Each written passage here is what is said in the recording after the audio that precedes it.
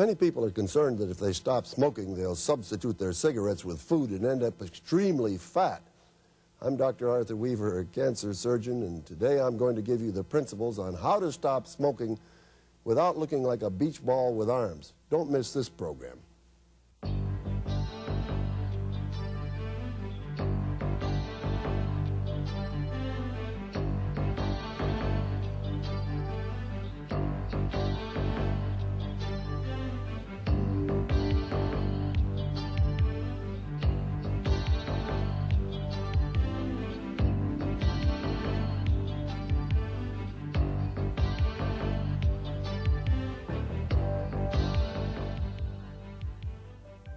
Well, welcome back.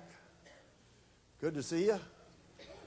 I see a twinkle returning in a few people's eyes. I've always said, drop me into any one of my stop smoking clinics and I'll tell you which night it is and I won't have to ask you. Because, you know, you come that first night and everybody has that look on their face, well, I wonder where the hook is this going to work? I don't know. You know what I mean? They have that skeptical look. Second night, you look like somebody grabbed you by the left leg and pulled you through a knothole backwards. And then as the week wears on, I can see, it's in the eyes, I think. The twinkle begins to return to the corner of the eyes, and it isn't all back yet. Some of you look still quite distressed. You too.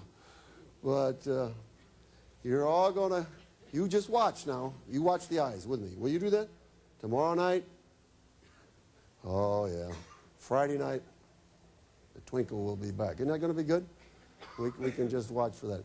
Well, just in case you think it only happens on films, I have some guests who volunteered to come and talk to you tonight. So why don't we have our friends come up here? Why don't we put you on this side, and you can stay on this side, and... oh, no, stay right here. That's good. We'll go with ladies first. How's that? Well, would you care to give us your name? Jean Purdy. Hey. No, it's not too loud. All right. And, Jean, what happened to you? I had done what he had described to you at the beginning of the program. You had your voice box removed. Right. How long ago was that? 6.5 years ago. So you think probably you got a cure out of that? I certainly hope so. Yeah. When you were smoking, laryngectomy never crossed your mind, I presume. Never heard of the word before. I was the first one I knew. There was a laryngectomy. I've met many more since then. What advice do you have for these folks here? For heaven's sake, you've got a choice. Please stop smoking. Would you believe that there's fair numbers of my patients who I take out their voice box and then they smoke through the hole in their neck where they breathe? Now, just a minute. Is it smarter to quit before you have the trouble or afterwards? What would you advise them to quit, before or after? Right now. You think it's a good time? What do you think about these people? They're a pretty good-looking group, huh? They sure are. Wow. What can you do to encourage them here? Give them a real word. I can really scare you. I'm the, my son would say I can gross you out. I'm the third one in my family with cancer. All smoking-related cancers. My dad died at the age of 61 with cancer of the bladder. We now know that was smoking-related. I was the second one after 25 years of smoking to develop laryngeal cancer, and when I was diagnosed, I had 5% chance survival. So they really shot the works. I had surgery, which involved right and left neck dissection, and across the middle, they almost removed my head. After that, they did radiation, and after that, chemotherapy. And I was one of the lucky ones. I'm still here. 2 years later, my mother was diagnosed with lung cancer, and she looked much worse than the lady you saw on film. It's nothing worse than seeing someone you love die, that kind of a death. So you think these people are doing the right thing? I certainly do. Shall we give her a hand for coming?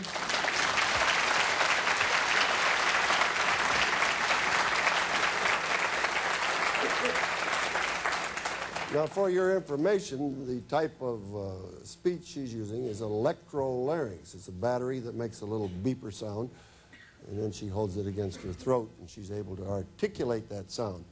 There's several ways people learn to speak. Maybe we should bring someone with a puncture. We have an esophageal speaker here. Puncture also. Oh, you have the puncture too. I have both, yes. So you can do a little double talk. Great. Okay. How long ago did you have your It'll laryngectomy? be 7 years in March. You want to tell us your name? My name is Rod Jennings. I had my surgery, 7 years ago in March. I was very fortunate that I did not have to undergo chemo or radiation. The surgery seemed to take care of it all. But I do a lot of work now trying to convince other people not to smoke and also not to drink, because they go hand in hand. And it's not just adding together the chances, but it is doubling and multiplying the chances if you smoke and drink both. So that's my message. Give up the cigarettes now and try to cut down on the liquor if you are drinking. Well, what do you think about that advice? Think that's good advice?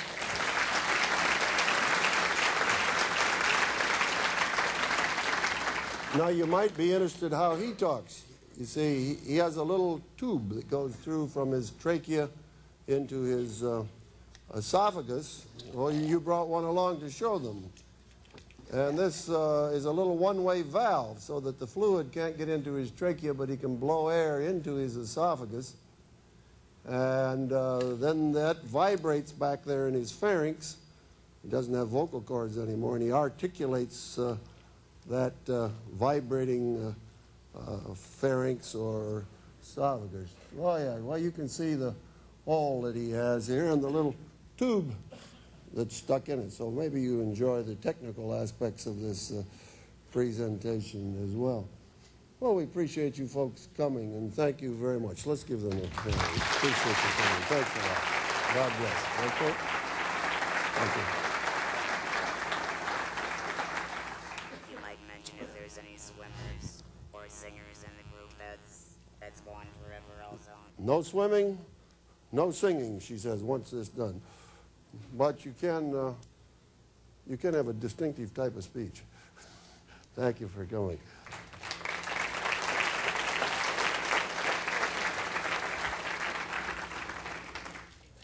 All right, well, let's talk to some of our group here and see how they're feeling. Why don't we start with the lady in the middle? Come right on up.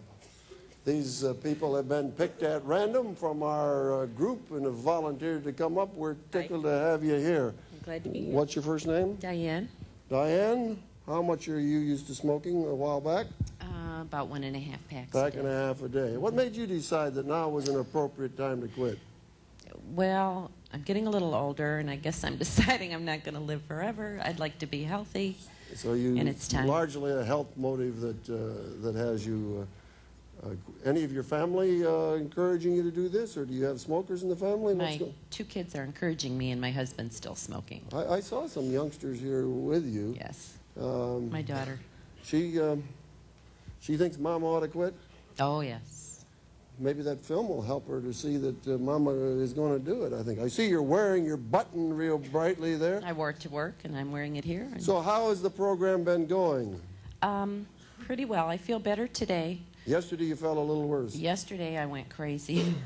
Today I had urges kind of in waves. And I would, it seems, forget about it for a while, and then all of a sudden the urge would come on me.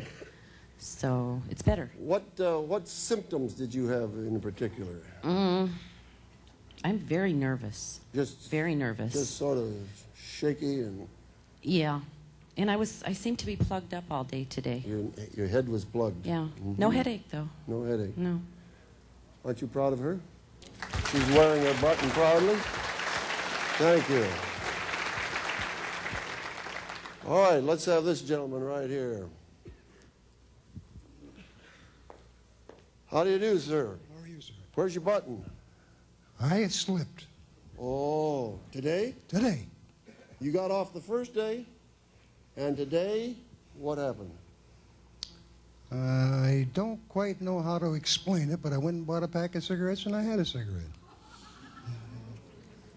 Not just Similar to another program I was in that I didn't make too good a success until just recently. So now just, oh yeah, we won't ask you what that program was. Oh, it's AA. I'm very proud of it. AA, and you got off that finally, but you had to learn the hard way. The very hard way. Uh-huh. So now let's go back to this moment you went to buy the cigarettes. What went through your mind at that moment? What was the thinking? I think it was boredom. I'm a widower and I'm retired. I had too much free time on my hands. How much are you used to smoking? 2 packs a day. Uh-huh. And you went and bought a pack of cigarettes? I certainly did. That's hard to believe, isn't it? Mm-hmm. And then you smoked 1 cigarette. That is correct. And what'd you do with the rest of the pack? They're at home. What do you think, folks? Well, he put his button in his pocket, but I think he's going to chuck those things when he gets home tonight. What do you think? I will try. I will do it. What's your first name? Art. Same as yours. Art. Yeah, that's a good name. That's what I tell my patients. Everything I do is a work of art. Anyway, listen. We're going to check in with you tomorrow night. You promise to be here? I certainly do. We're going to find out about you. What do you think? You think he can make it? Yeah. Get rid of those cigarettes. Let's give him a hand. Okay, thank you very much. Woo, come on. As I tell you, we pick them at random. You see, we didn't stack the deck, huh? That should be proof. Hi, what's your first name? Pat. Pat. How much were you used to smoking, Pat? Oh, about 2 packs a day. About 2 packs a day. Mm-hmm. And how's the program been going for you? Not too bad. A little bit tired today. A little bit tired. Yesterday you weren't tired. No. But today you are tired. Mm-hmm. Anybody else tired here? Well, you're not alone, at least. You know, I came here Monday just out of curiosity. You came here out of curiosity. I mean, well, you mean curious about what? Whether you were going to wave a magic wand and I was going to quit smoking. And you found out it didn't work that way. It doesn't work that way. But something must have happened. I see you're wearing a button here. You got religion there that first night. That's right. I decided to pack my own chute. I think that's... I think that's a tremendously good attitude. What symptoms have you had while you're quitting? It hasn't been too bad, but I have to keep a cup with the straw and with the fruit juice by me constantly. And you keep snipping on that every once in a while. Yeah. I think that's a lot better than going out and buying a pack of cigarettes. Right. So that's the one thing that's been my crutch right now. Let's compare yesterday with today for you. What would you say would be the difference between yesterday and today? Today I didn't seem to be as nervous. I didn't need to chew on a pencil as bad, but I was more tired. You can die with splinters in your intestines, if you understand. Okay. Well, don't you think she's doing good? Let's give her a hand. Thank you for coming. 38 years smoking. 38 years of smoking. You started when you were 2. Okay.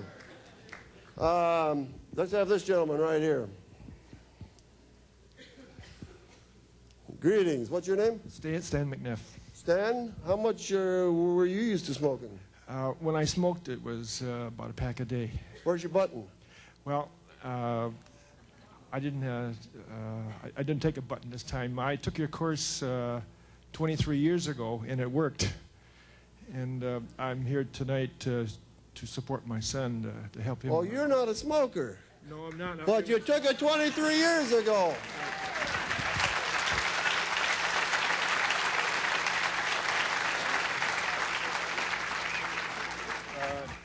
In those days, you said I choose not to smoke. Right. Well, we changed that a little bit to I love being free from smoking. We got sort of a positive. We changed it from a little negative to a positive attitude.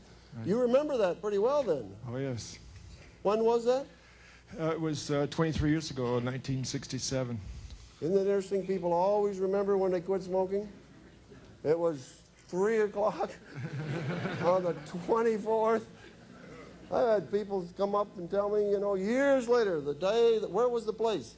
It was in, I lived in Redford Township, then you came over to the school. We did one in the school there. That's right. Well, I'm glad to see you. You see, we did take them at random, didn't we? But 23 years success. That's right. And you're glad you quit. No question about it. Let's give that Quality man. of life is much better.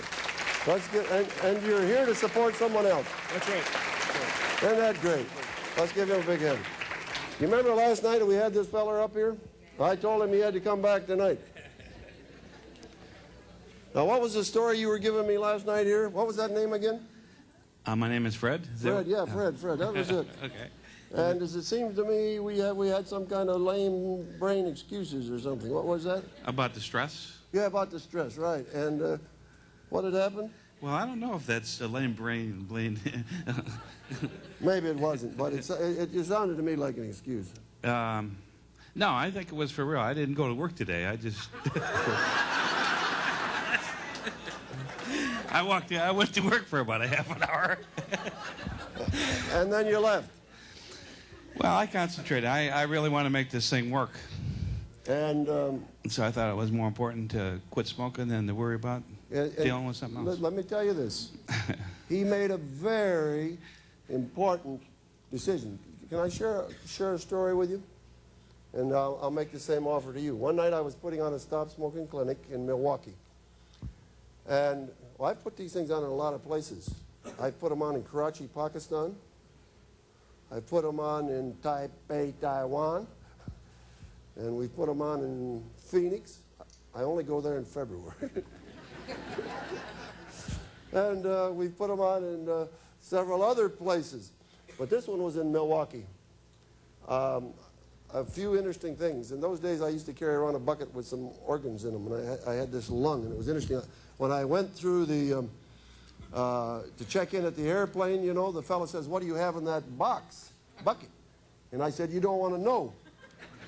He says, "But I have to check it." I said, "Okay, take a look." He says, "What's that?" I said, "That's the people parts that I have removed, cancerous parts." And he said, "Really?" And he took his cigarettes, he gave them to me. He said, "Go ahead, here's my cigarettes." That was a short stop smoking program. But anyhow, I got in Milwaukee, and it was on the second night, I believe.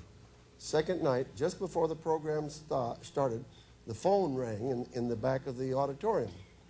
And I was the only one there, basically. So I picked up the phone, and I said, "Hello." And the fellow said, "Is Dr. Weaver there?" I said, "Speaking." "Oh, good." He said, "I'm a journalist for the Milwaukee whatever, Milwaukee newspaper of some sort." He says, "I have a daily byline. I smoke 4 packs of cigarettes a day.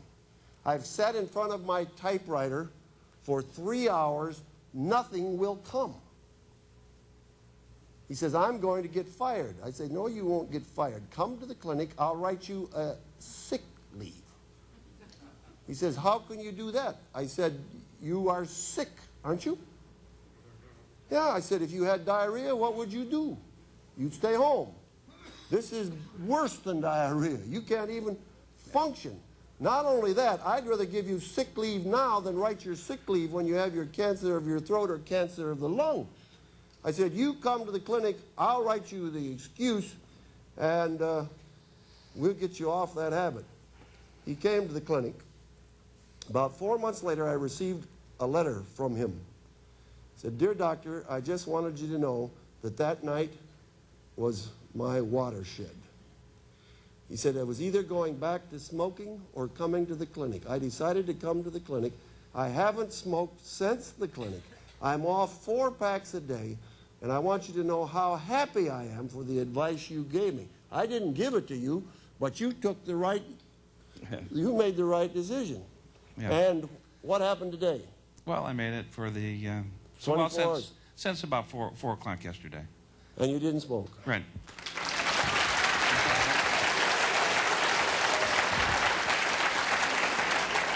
And you were, as I remember, a 3-pack a day smoker.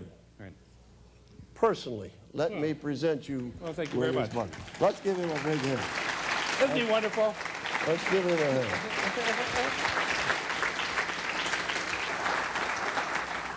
All right, now, I know that there's 1,001 questions out there you've been wanting to ask about the smoking habit, health in general, things you've seen in the films, otherwise, and I want to take some time right now to clear the air. So who's the first one with a question? Here's the one question right up here. Stand right up.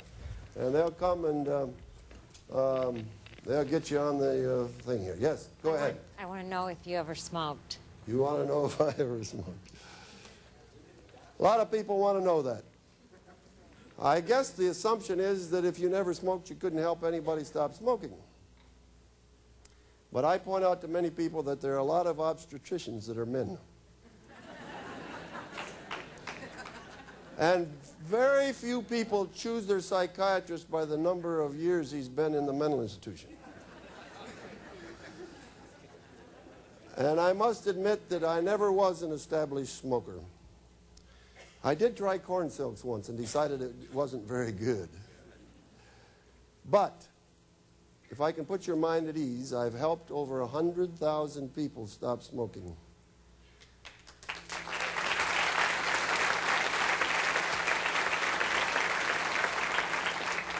And I know this habit better than you know it, even though you're a smoker, because I know every trick that this habit can play on you. And we're going to talk about a lot of those tomorrow night. Do not, under any circumstances, miss tomorrow night's lecture, because the lecture is entitled How to Keep On Keeping Off. Because you're finding it's difficult to quit, right? In some ways, it's even more difficult to stay quit. Not that it's difficult, but it's tricky. Because this tobacco habit will play tricks on you. I know what those tricks are, and I'll share them with you tomorrow. So you be sure and be here, okay? Not only that, but tomorrow night I'm going to share with you my own film that I made about smoking. I hope you'll enjoy it. All right. Other questions? Yes, right here in the back. Let's get this gentleman. Go ahead, sir. I have noticed that I have gotten a sore throat, and it's stayed with me since I came off the cigarettes. Didn't have it before. It's been there since I've been off smoking, and then obviously the excessive tiredness and confusion and all that good bit. You've had all those things, but the sore throat. Let me point out something to you, and perhaps we can answer your question. Anybody else here notice that they're getting a sore throat? Several people. Many of you that haven't had it already will get one about tomorrow. I'll tell you what happens. Every smoker has a sore throat. But because smoke is somewhat anesthetic, they don't know it. I can tell a smoker when I look in his mouth. I don't even need to ask him. It looks red. It looks irritated. It looks sore. But because he's smoking all the time, he's kind of got the nerves dulled there. Do you understand what I'm saying? And he doesn't feel it. Once he quits smoking, he begins to feel the sore throat. And it takes usually a few weeks for that inflammation to get out, because the sense of sensation returns much quicker than the inflammation clears up.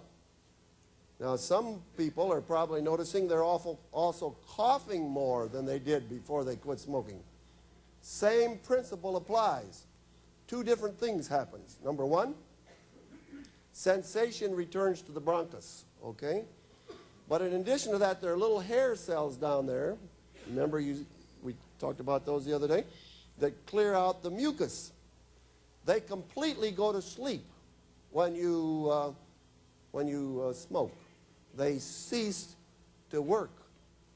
Now, when you stop smoking, if the hair cells are still present, they'll grow back later most of the time. If they're not there, they begin to beat.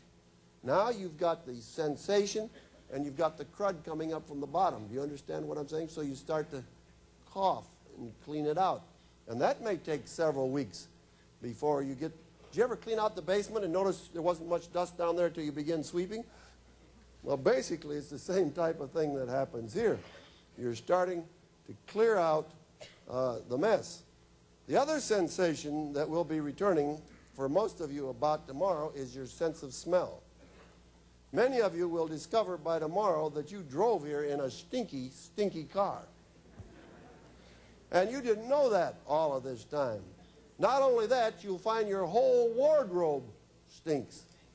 It's amazing how pervasive that tobacco smoke is. And when your sense of smell returns, you'll be able to pick a smoker out a mile away. Just let them walk by, and you can tell it. But the smoker doesn't know that because they don't think it smells. My wife and I bought a house several years ago, and the people that lived in it smoked heavily. 18 months later, if we'd go away and close that thing up on the weekend, we'd come back, it would smell like an ashtray. And the first thing we'd come in the house, we'd open all the windows and clear the place out. That stuff gets in the carpets, it gets in the woodwork, it gets in the walls, and it takes a long time to get it out. So that's some of the sensations that's coming back. All right, other questions that have been troubling you. Here's a question right down here. We'll get yours over here, too. Go ahead. Hi. I'd just like to know how long it takes before the nervousness that you don't get from smoking comes back when you're not. How soon does, when do you get comfortable? She's not having any trouble, is she? When do you get comfortable not smoking as well as you do having a cigarette and a coffee smoke? When do you become comfortable? Is that the question?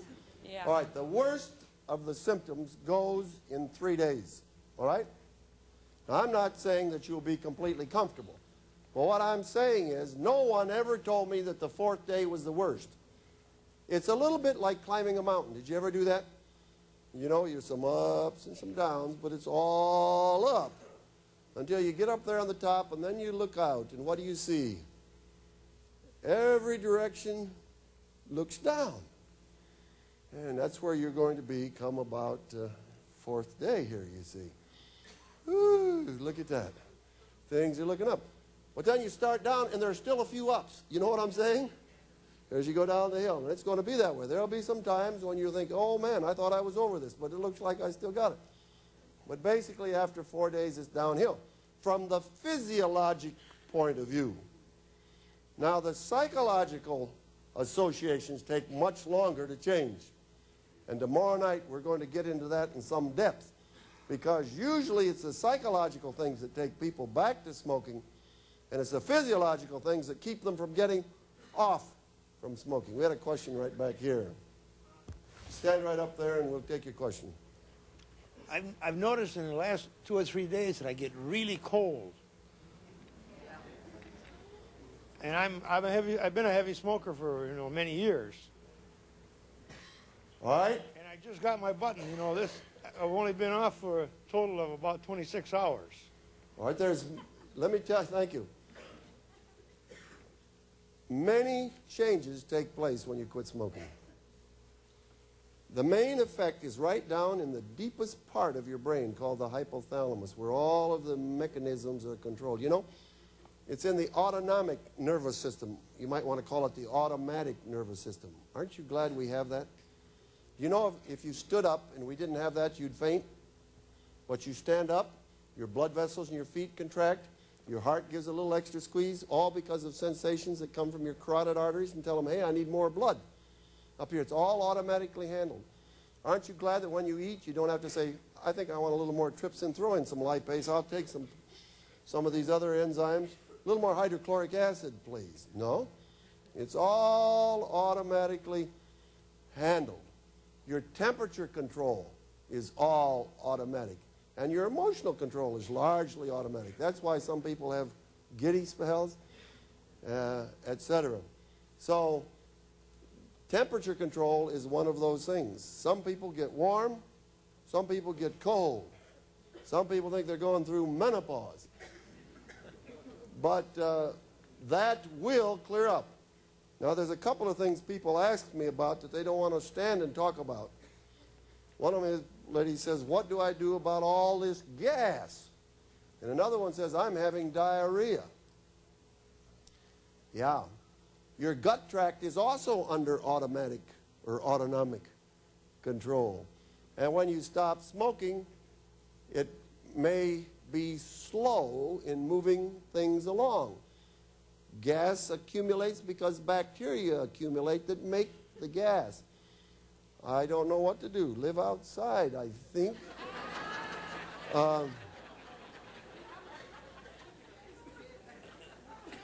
Or maybe you can do like my little 4-year-old granddaughter said to me, Grandpa, I feel flatulence. And that really, her father's a doctor, you understand. But that will clear up in short order, although some people will have loose stools and some people will be constipated for some significant period of time. But it will adjust and it will return to normal. And there are some things you can do if you tend to have loose stools. Drink a lot of water to make up for the fluid you lose. And now that you can put some milk and something like that, you can try some boiled milk or something like that. That will help to steady it up. If you're constipated, then put a lot of bulk in there, and that will help it to move on. But all of these things will come back to normal. All right. Here's a question right here. Yeah, I've been smoking for about 15 years. I need to know, how long does it take for your lungs to try to reverse the damage that has been done, and how long does it take for your lungs to get back to the way they were before you started smoking? Okay, that's good. Just have a seat, because that almost gives me a lecture right there. People ask, now that I've stopped smoking, what are my chances, you see? Well, there's several things. Let's talk about what your main immediate advantage is, and that has to do with your heart. You see, the smoker carries about 15% of his oxygen-carrying capacity around his carbon monoxide. Doesn't carry any oxygen. You've heard about carbon monoxide. That's toxin. So he's got a lot of blood circulating without oxygen. It's just got carbon monoxide. Heart is working to get the oxygen out there, but it's pushing around dead weight. You understand what I'm saying? In addition to that, nicotine works on the little blood vessels in the legs and the fingers. I once did some tests on a patient I wasn't a patient, I was actually an employee at the hospital, where we would measure the blood flow to the fingers, because I was interested in how much constriction one got from smoking one cigarette. The blood flow in his fingers reduced 50% with one cigarette. So what you have here is a heart pushing around a lot of non-oxygen. The blood vessels are constricted, making it difficult to get the blood out to the tissues. So what is the heart doing? And the blood pressure is up, and it's under a load trying to get the blood out to oxygenate the tissues. Now that you've stopped smoking, you see, within a day or two, you're carrying full load of oxygen. The peripheral vessels are relaxed. And what does your heart do? Instead of going, it says, this is fun. Love-dum, love-dum, love-dum, love-dum. Because you see, your heart rate has dropped about 10 beats a minute. Your blood pressure's dropped about 10 points, and your heart is loafing along and smiling. And you have immediately reduced your risk of dying a heart attack significantly, like adding 5 years to your life just like that. Isn't that good? And you've got that right now. Now that's the good news. Now some of the other things take longer. Let me just bring this out here, because we're going to need it a little bit later anyway.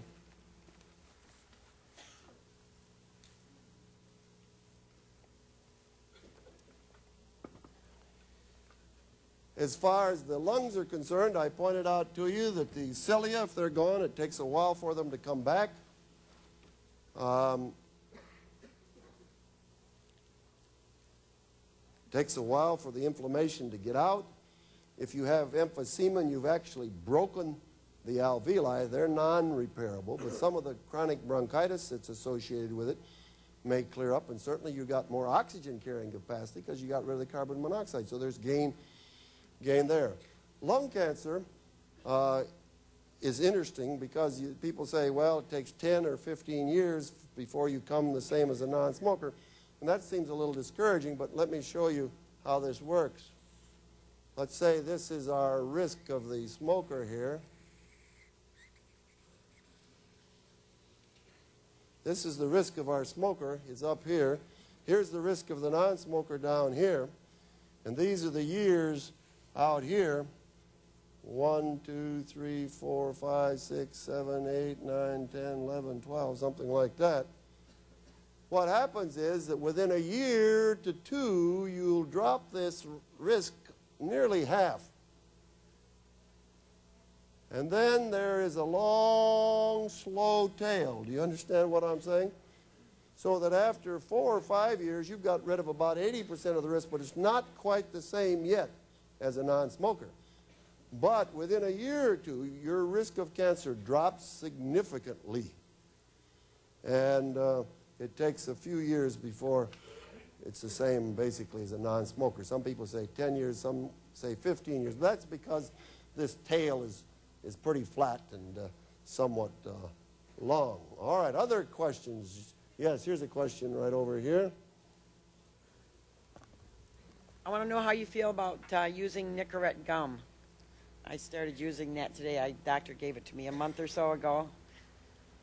Okay, there may be a place for Nicorette gum. I don't recommend it. What it does, it keeps the nicotine habit alive. We would like to get you off. As far as your heart is concerned, which is your greatest risk, it continues that risk. There may be a place for it in the individual who can't quit smoking and has emphysema or chronic bronchitis or is a risk for cancer or something, but we suggest that you won't need it. Okay? Question here. I know over the last several years that I've smoked, my voice has lowered a few octaves, and I wondered exactly what causes that, and will that stay the same? All right, she says her voice has dropped in the last several years. She wonders that can be a cause of smoking because of the swelling or edema that your vocal cords have. There may be some scarring on it that thickens it so that it vibrates a little slower. How much of that will change is a little hard to say. Depends on what the real cause of the deepening of the voice is. But it may well improve some. I wouldn't guarantee it'll be the same. Question way in the back here. Let's see if we can get this lady's question. I've got 2 or 3 questions people have asked me. First of all, I would like to know, for those of us that are non-smokers, how bad is secondhand smoke and what damage will it do to us? Also, you're a non-smoker. That's right. You're here supporting someone. That's right. All right. Also, go ahead and ask your other questions. Also, what can the group do next week for moral support, and what can those with sore throats take? Those were the other questions. All right, let's take the first question first. Yes, there is an increased risk for a smoker, a non-smoker who lives with a smoking spouse or works in a smoking environment. It's not of the same quality as smoking, however. Probably in the neighborhood of 2 to 3 times the risk of not being totally in a non-smoking environment, whereas the smoker has about 25 times the risk of the non-smoker. So there is some increased risk there. If you work in a smoking environment and you have a smoking spouse, it's worse than if you, say, work in a smoking environment and you have a non-smoking at home, or you have a smoking spouse and you work in a non-smoking environment. Because for the non-smoker, it gives him a chance to clean out the tires and the crud, you see. Question, what can we do next week? We're going to have several suggestions for you tomorrow and on the final days of what you can do to keep off support systems and other such things as that. Sore throat, I guess you can suck on a lozenge or something of that. It will go away. Doesn't need antibiotics. It's due to the inflammation, and time will be the cure for that problem. All right? Let's take this gentleman's question right here. I'd like to know what it'll do for my cholesterol. All right, his question is, what will stopping smoking do for his cholesterol? Smoking does kick up the cholesterol a bit, as a general rule. should drop it a bit. But mainly diet is the way to take care of cholesterol, diet and exercise. And if you're interested in that, you probably better get a hold of one of our cooking programs. We have those, and we'll give you a chance to sign up for those. But diet is the best thing, but smoking will improve it. But it gives you a lot of other benefits as far as heart disease is concerned. You see, one of the things that cigarettes do, it makes your platelets sticky. Now, platelets are what starts blood clots. If you have a narrowed artery and then the platelets are sticky, they'll make a clot there much sooner. That's why some people give people aspirin, so that the clots won't form so quickly, because they make the platelets less sticky. But the smoker, when he quits smoking, his platelets become less sticky without the aspirin, and his risk goes down significantly for the other things I've mentioned. There was a lady right over here somewhere, right here. Can we get her question? I don't know if it's a coincidence or not, but I developed sinus. Could that be related to that? And if so, should I take antibiotics or should I wait it out a couple more days? Her question is, she seems to have a sinus infection. Is it related? It could be, and it may not be. It could be because, you see, again, you have the inflammation without the vasoconstriction that you get with the cigarettes. But it also could be, just simultaneously, you happen to get a sinusitis. So I think that's one we'll leave up for your doctor. If you want something over-the-counter to try, you can try some Sudafed. You can buy that over-the-counter. Take a couple of those tablets 3 or 4 times a day. That's free medicine for you. See if it works. But if your symptoms persist, call your doctor. Sound like something you might hear on television, right? There's a question way in the back here. You're going to have to stand up so I can see you. All right, why don't you come out in the light? Otherwise, we'll miss you completely. All right. I just wondered when I'm going to wake up again in the morning and feel without coffee. I mean, I wake up at 6 every day, and I'm okay till 8, and then I fall back asleep till 11. And it's okay because I'm not working this week, but I have to go back Saturday, and I work 12-hour shifts, and I cannot be on alert in my job. I have to be, I'm a nurse, so I can't screw up. All right. We don't want any nurses screwing up, that's for sure. All right. Let's answer her question, and let's take a little poll here. I'll tell you ahead of time. I want to know who's sleeping. I want to know who can't sleep.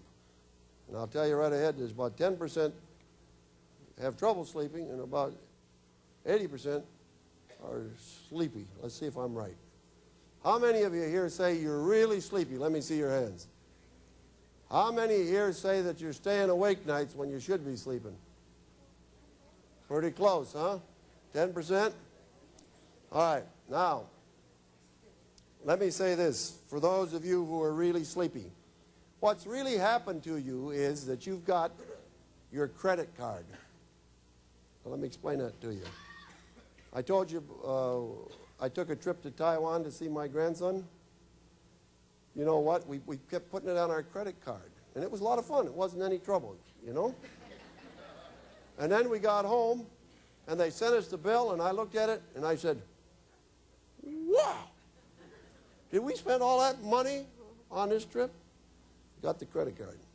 Now, you see, by using your caffeine, you have been borrowing from your life reserves. Are you listening? And now I took away the credit card or sent you the bill, and you say, wow, I didn't know I was this tired. You need that sleep, my dear.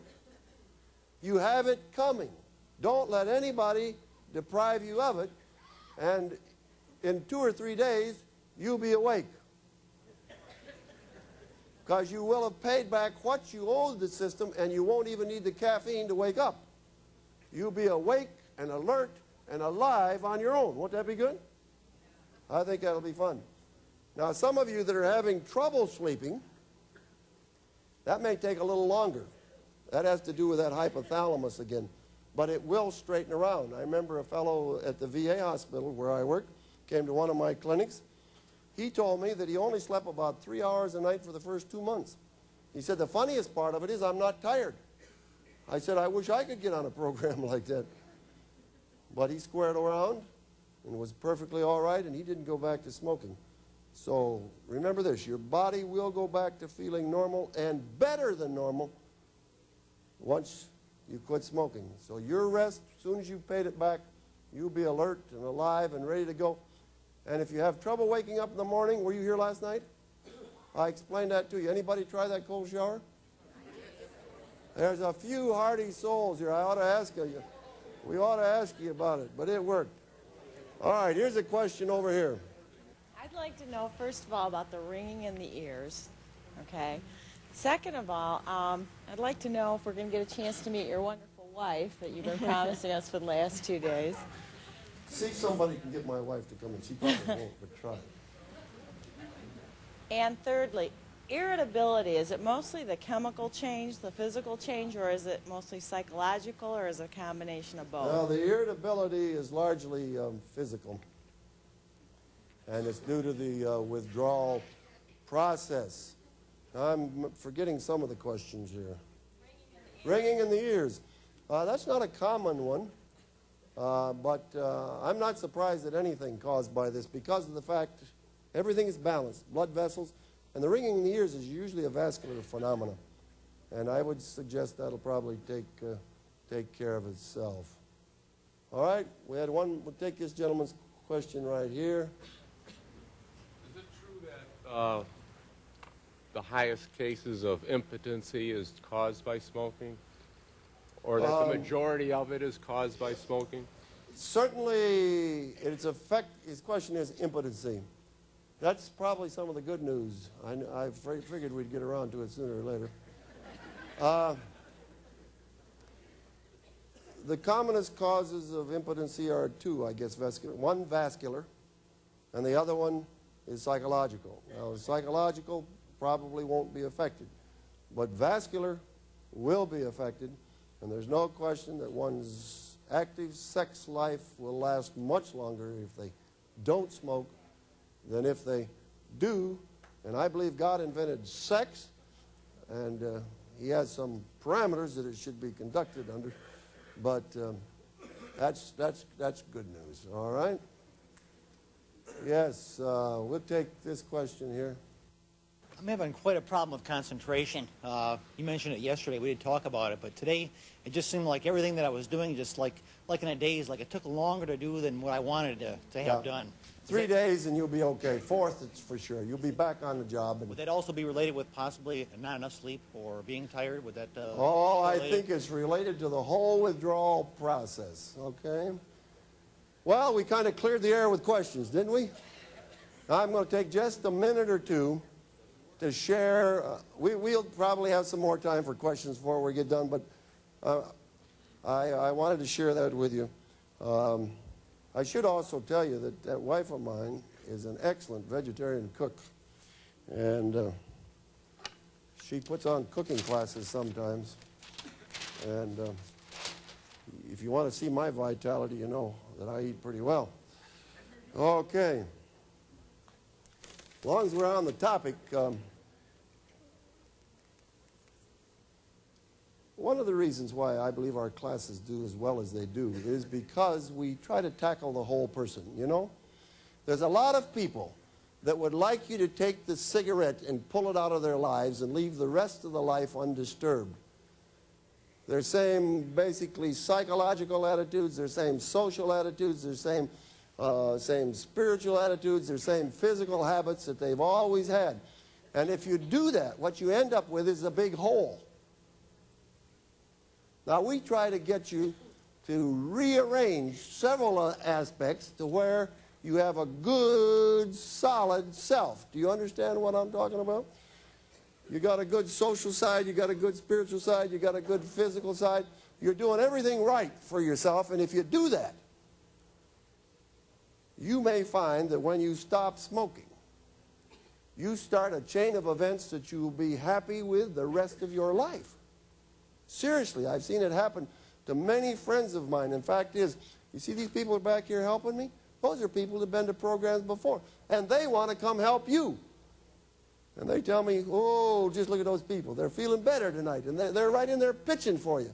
Isn't that good? Now, what I know is that if you're feeling good about yourself, and if you're feeling well, you're not likely to go back to smoking. And that's what's so important. I believe, and I have said, and it's almost true, there are no ornery people.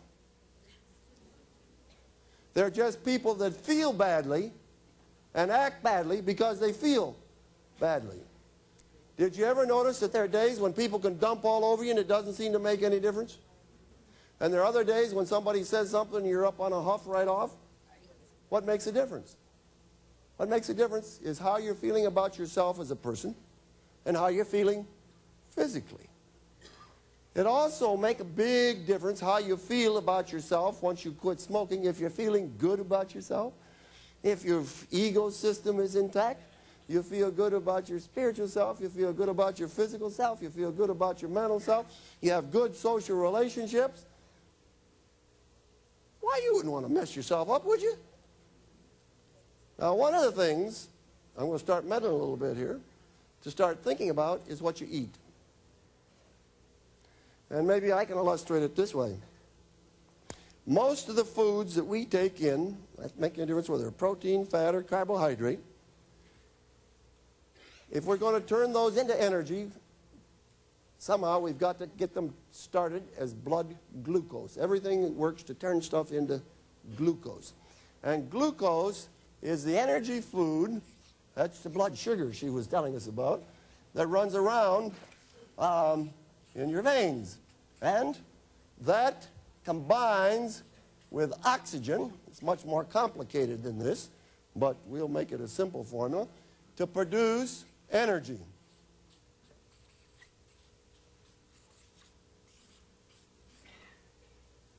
Now, if this is burning cleanly, you feel pretty good. This is actually accelerated by some B vitamins, largely B1. Now, I should tell you, because time is short, that most of our energy foods that many of us are getting come from refined foods rather than wholesome whole foods. And we get a lot of sugar. There's sugar in most everything that's manufactured. And they're out to fool you, I should tell you that. They'll put 3 or 4 sugars in there so they don't have to put sugar at the top of the list. They want it to taste like everything you're used to tasting, but they want you to think it's wholesome. And there's all kinds of falseness in advertising. And if we have time, we may talk about some of that when we're talking about weight control. But how much vitamin B1 is there in sugar? None. A lot of our energy comes from fats, refined fats. How much vitamin B1 is there in fats? None. Now, if I go to the operating room after I've done a big case, and I find the patient pulling out all the tubes and the intravenous fluids and stuff we put in, the first thing I don't even need to tell the nurse. The nurse will say, well, I think we better give this man some oxygen. So they'll put an oxygen mask on him. If he doesn't quiet down, they may put him back on the respirator. We'll draw some blood gases. Because he's oxygen deficient, he's burning sooty, okay? And his brain is not getting nice, clean burn, and so he's irritable and irascible and upset. Now, see what happens. If we don't get enough B1, when we burn our glucose, we're likely to be irascible, irritable, and upset. And if you're irascible, irritable, and upset, what is the next thing you want? You want a cigarette. You want a cigarette. An interesting study was done in a hospital in Minneapolis. This actually happened. A fellow decided he was going to check on the neuromuscular benefits of vitamin B1. So he went to the typing pool in the hospital. He counted all the mistakes the typist made. Then he got permission from the hospital medical librarian to put them on a B1 deficient diet. And then he was going to count the mistakes they made to see how much difference it made when they didn't have adequate B1. He came back about the 3rd day, and the medical record librarian threw him out. and said, get out of here with your miserable experiment. This actually happened. She wouldn't even let him in there to count the mistakes. She said there was so much hassling and irritable and fighting going on in the typing pool that nothing was getting typed. B1. Did you ever stop to think that when you yell at the kids in the morning, it may be that they didn't have a decent breakfast and you didn't have a decent breakfast? You know our big sources of vitamin B1? Whole grains. Whole grains. The bran, the alloril, all of that around the outside of the wheat. Oats is one of your best sources of vitamin B1. It's sort of interesting that Samuel Johnson, when he wrote his dictionary of the English language, several, back around the turn of the century, he came to the definition of oats. And this is what he actually wrote in his dictionary. Oats, a cereal grain that in England we feed the horses, but the Scotchmen eat it. And, he had that little ziggy for the Scotchman. But it's interesting what the Scotchman wrote back to him. He said, look what beautiful horses you have in England and what beautiful men we have in Scotland. So I want you to start thinking about what you have for breakfast. Start with a good whole grain. There's nothing better than oatmeal. If you go across the bridge into Canada, they make a great cereal up there called Red River cereal. So I see some people nodding their head. They know that cereal. Cook that up, put a little fruit in it, little raisins, eat a little applesauce. Woo-hoo! I mean, you're going to get the vitamins, and you're going to be alert, and you're going to be alive. That's the only thing, really, my wife lets me make. Sunday morning, I make the oatmeal. Oh, I do a good job. I mean, I know how to cook the water and everything. But that's good food. When you eat that whole grain, when you eat the food like the Lord put it in the vine and in the plant, you've got real food. Yeah, get your B1 vitamin from your whole grains. Don't go off to the store and buy it because you're missing all the other stuff. You know what I'm saying? The bran, the fiber, the minerals, the other vitamins that you need that they've taken out of the food. Well, look at the time. Goes whizzing away, doesn't it, when you're having fun? How do you feel? You're glad you're quitting smoking? Do you love being free from smoking? We better say it. I love being free from smoking. Now that's God bless you and good night. But if you haven't quite quit, stick right around. The rest of you slip out quietly. I'm going to come down and have a little conversation with you. Please don't leave if you haven't got it made.